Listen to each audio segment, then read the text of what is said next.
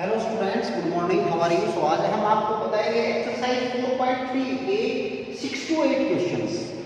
पिछली क्लासेस में आपको 1 to 5 क्वेश्चंस आपको बताए थे और देखिए आपको सभी क्वेश्चन नहीं करवाए जाते, उसमें एक दो क्वेश्चन आपको क्लास वर्क जो हमारे यहाँ ऑनलाइन क्लासेस चलती है उसके बाद जो हम एक दो क्वेश्चन छोड़ते हैं वो आप सभी के लिए होमवर्क होता है।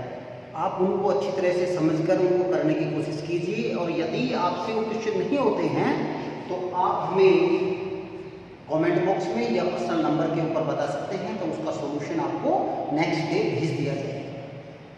अब हमारे पास क्वेश्चन 6 जो है वो क्या है, देखिए, एक अचर बल लगाने पर एक पिंड द्वारा किया गया कार्य पिंड द्वारा तय की गई दूरी के अनुक्रमानुपाती होता है। इस कथन को दो चरण वाले समीकरण के रूप में व्यक्त कीजिए और अचर बल 5 मात्रक लेकर इसका आलेख भी खींचिए और यदि पिंड द्वारा तय की गई दूरी, इसमें पहला भाग है 2 मात्रक और दूसरा पार्ट है कि 0 मात्रक हो तो आलेख से किया गया कार्य क्या किया। तो ये इसके अंदर दिया गया। तो सबसे पहले क्या किया गया है कि पिंड द्वारा दूरी और पिंड द्वारा किया गया कार्य। तो ये हम मानेंगे कि यहां पर हो गया माना पिंड द्वारा तय की गई दूरी, ये हो गया x मात्रक, ठीक है। और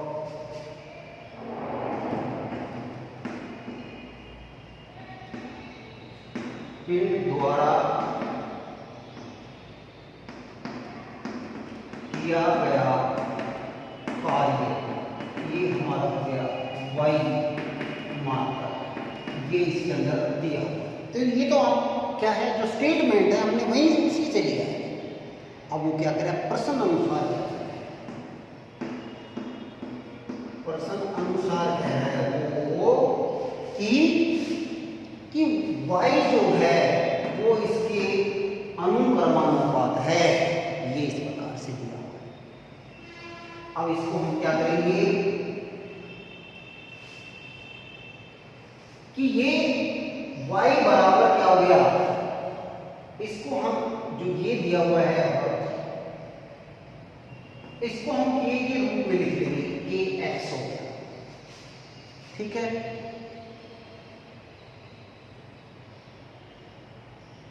और यहां पर k जो है वो यहां पर मात्रक है, बल है, या जो मात्रक इसमें दिया हुआ है, जैसे 5 दिया हुआ है, 2 दिया हुआ है, उसको हम मानते हैं। यानी कि एक तरह से ये समानुपात का निशान है आपका। तो यहां पर इसमें लिखेंगे क्योंकि a बराबर 5 ये इसमें दिया हुआ है, तो फिर आप कैसे करेंगे, इसके बाद आगे देखिए यहां पर इसका मतलब है यहां जो समीकरण हो गया y बराबर 5x, क्या बन गया, y बराबर 5x बन गया। अब हमें इनकी वैल्यू लेनी है, ठीक है। अब ये क्या दिया हुआ है, पिंड द्वारा तय की गई दूरी 2 मात्रक ली गई है और उसके किया गया कार्य कितना है, 10। तो फर्स्ट पार्ट में तो क्या करना है, फर्स्ट में तय की गई दूरी, ये क्या हो गया हमारा, कितना है इसमें स्टेटमेंट में दिया हुआ है, तो x की वैल्यू कितनी है, 2 मात्रक है और कार्य कितना किया है उसमें, 10 मात्रक, ठीक है, ये दिया हुआ है। तो यहां पर ये इसका आंसर हो गया 10 मात्रक।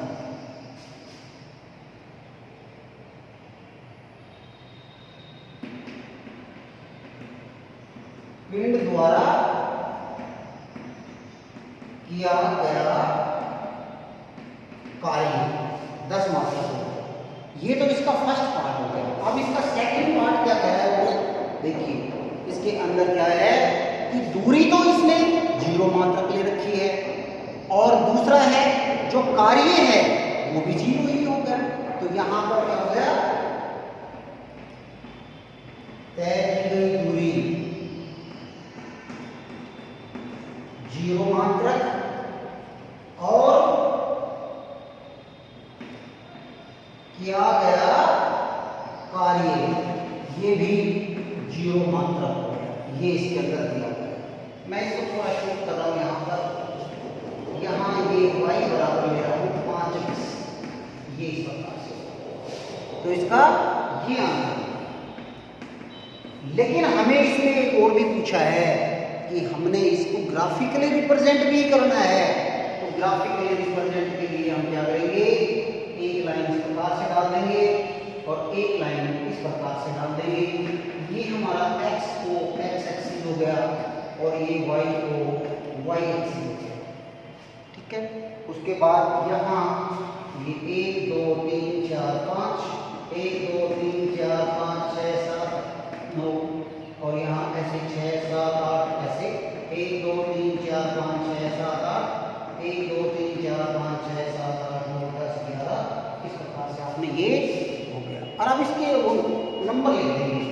यहाँ y डैश है इसलिए नेगेटिव घटा 1 घटा 2 घटा 3 घटा 4 घटा 5 घटा 6 घटा 7 घटा 8 घटा 9 घटा 10।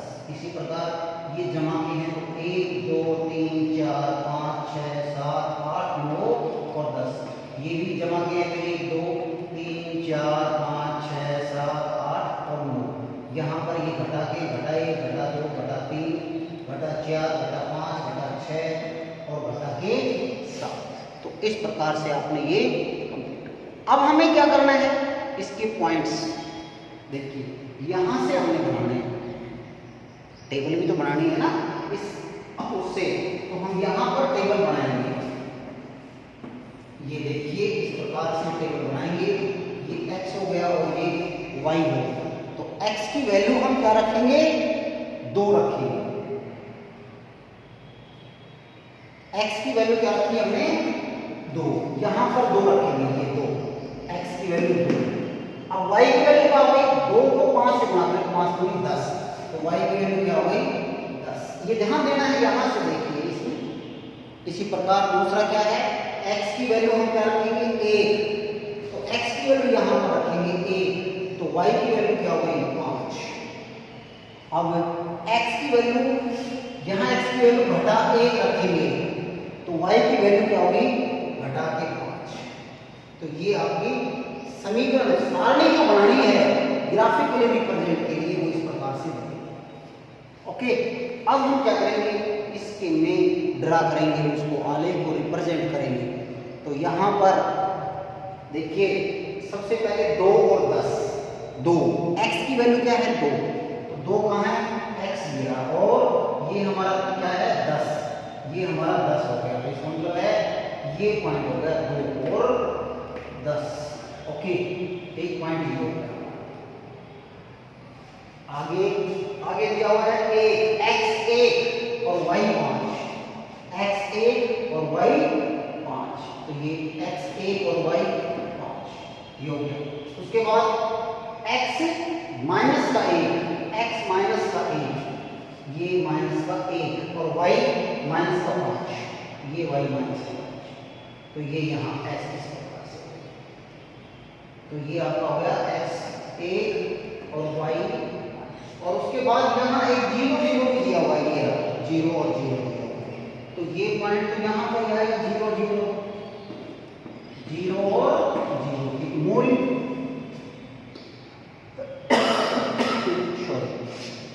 आगे इनको अपने सभी को एक लाइन के अंदर करना है। इस प्रकार से ये यहाँ एक स्ट्रेट लाइन आप स्केल से इसमें खींच देंगे। तो इस प्रकार से आपका ये आलेख जो है यानी कि ग्राफिकल रिप्रेजेंटेशन आपका इस प्रकार से होता है। और इसके साथ ही क्वेश्चन आपका समाप्त हो जाता है। इस प्रकार से आपने इसको ड्रा करना, ठीक है। ये आपका, अगर इसमें एक और भी कर सकते हैं, समीकरण कौन सी है यहाँ पर वो लिख सकते हैं। ये y बराबर होगी 2x, ये समीकरण है, ये यहाँ 5x, y बराबर क्या है 5x, ये समीकरण आपकी बनी है। यहाँ से हमने इस समीकरण से इसको घटाएंगे। यहाँ पर ये x जो है हम अपनी मर्जी से ले लेंगे, इसमें बाउंड नहीं है, आप कोई भी वैल्यू ले सकते हैं, प्लस की भी माइनस की भी, लेकिन जो आप इसमें रखेंगे उसके बाद उसको 5 से मल्टीप्लाई करेंगे, वही वैल्यू यहाँ पर है। ठीक है, ये अब नेक्स्ट क्वेश्चन है, देखिए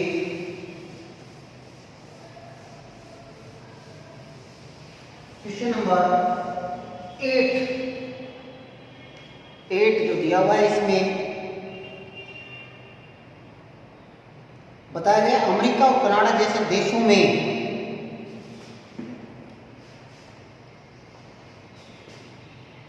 में तापमान और फ़ारेनहाइट में मापा जाता है, और भारत जैसे देशों में तापमान सेल्सियस में मापा जाता है। और ये हमारे पास समीकरण दे रखी है कि F बराबर जो है वो हमारा 9/5 C जमा 35 डिग्री 32 डिग्री, ये 32, ये हमारा इस प्रकार से। तो आप जो दिया हुआ है और इसके अंदर क्या है, इसमें फर्स्ट जो सेल्सियस है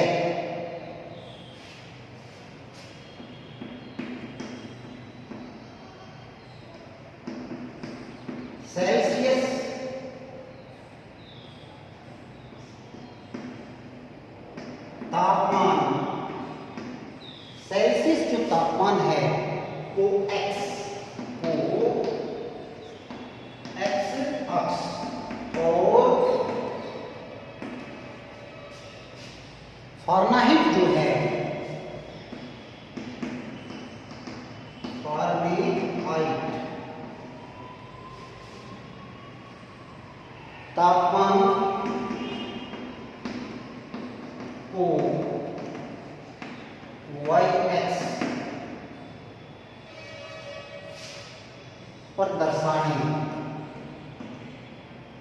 पर दर्शाता है।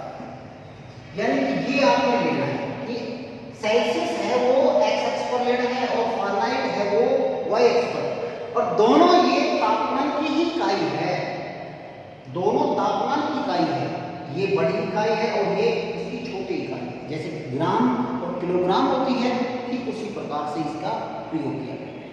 तो ओके, अब हम क्या करेंगे, यहाँ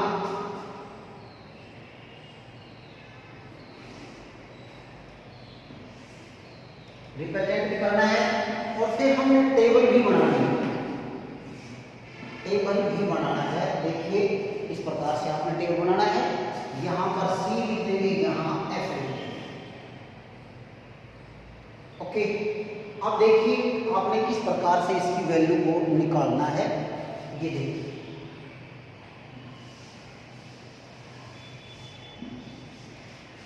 यहाँ पर ये 0, तो यहाँ C0 रखेंगे यहाँ पर, तो F बराबर 9/5 गुना 0 जमा 32। 0 से जब किसी को मल्टीप्लाई करेंगे तो हमारे पास 0 ही होगा, इसलिए F बराबर कितना हो गया 32। तो यहाँ पर F बराबर कितना हो गया 32।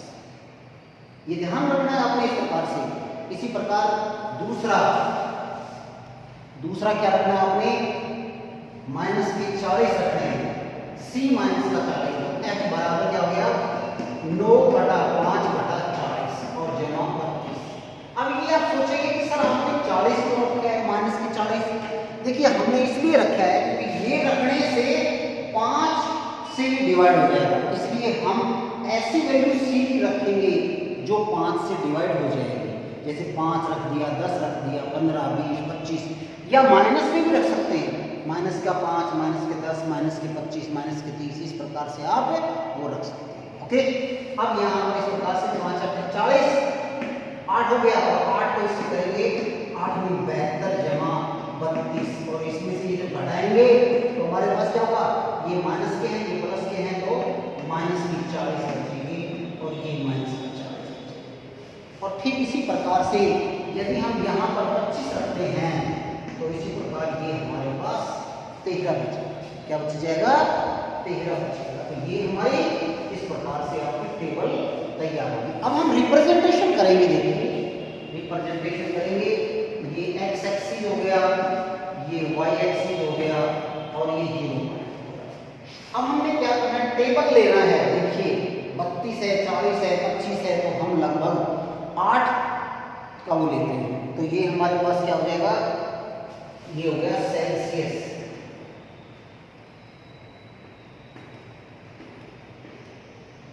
सेल्सियस और ये हमारे पास क्या हो जाएगा, फ़ारेनहाइट। ये इस प्रकार से, क्योंकि उसमें बताया गया है ना कि वाई को आपने फ़ारेनहाइट लेना है और एक्स को सेल्सियस लेना है, इस प्रकार से।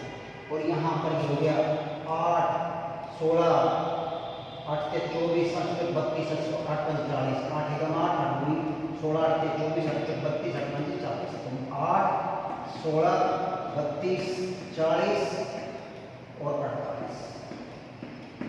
इसी प्रकार माइनस के 8, माइनस के 16, माइनस 32, माइनस का 40। और इसी प्रकार यहाँ भी लेंगे तो माइनस के 8, माइनस के 16, माइनस 32, माइनस 8 के 24,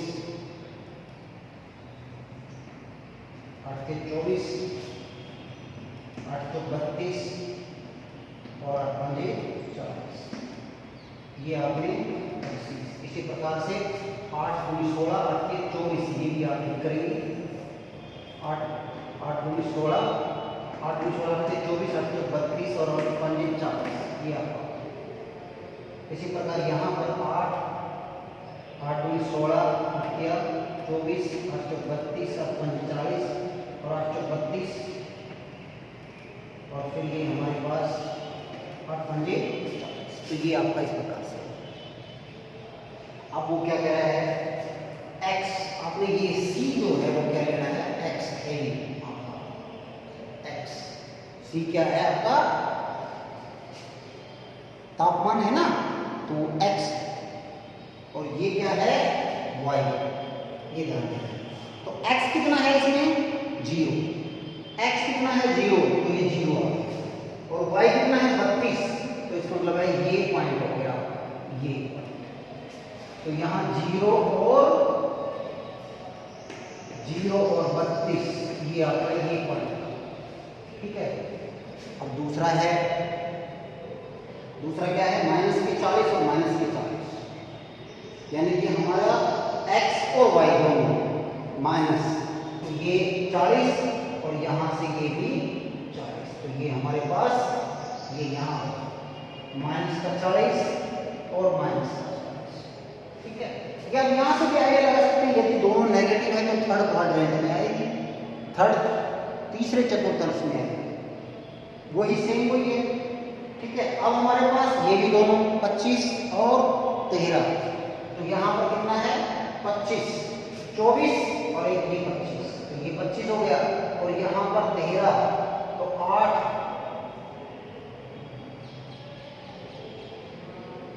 12 और 13, तो लगभग ये यहाँ पर है,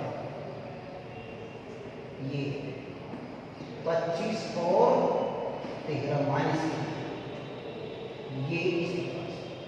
अब देखिए यहाँ आपने स्केल से लेना है, स्केल से ही खींचना है ये इस प्रकार से, और ये आपका ये क्वेश्चन। अब ये समीकरण क्या है, यहाँ पर जो समीकरण है वो आप यहाँ डाल देंगे, f बराबर हो गया 9/5 c और जमा 32, ये इसका। तो ये तो आपका हो गया फर्स्ट क्वेश्चन, ठीक है। अब हम इसको हल करना है आपने कि इसके अंदर सेकंड के अंदर c आपने कितना लेना है, ये फर्स्ट पार्ट हो गया, सभी को समझ आ गया। अब देखिए इसमें, इसके अंदर आपने लेना है इसका सेकंड पार्ट लेना है। सेकंड के अंदर यदि c 30 डिग्री है, 30 डिग्री सेल्सियस है, तो हमें f फाइंड आउट करना है, f निकालना है। तो f क्या करेंगे, तो ये 9/5 और c कितना है 30, तो 30 यहाँ पर रख देंगे सेल्सियस और जमा 32, ठीक है। और 5 36, और ये कितना हो गया 9 से 6 को गुणा कर देंगे, कितना हो गया 54, ये कितना हो गया 54 और जमा 32, तो कितना हो गया 6 और ये 8, 86 डिग्री फ़ारेनहाइट। c की वैल्यू तो आपने रखी है ना, तो ये f की वैल्यू है। सी आपने रख दिया तो एफ की वैल्यू आ जाएगी। ये आपको ध्यान देना है, ये हमने इसकी वैल्यू रखी है, सी की वैल्यू। ठीक है, ये इस प्रकार से आपने क्वेश्चन सभी करना है। तो हर प्रकार से इसी प्रकार से ही करना है। जैसे इसका 5th पार्ट देखिए, 5th पार्ट है इसमें।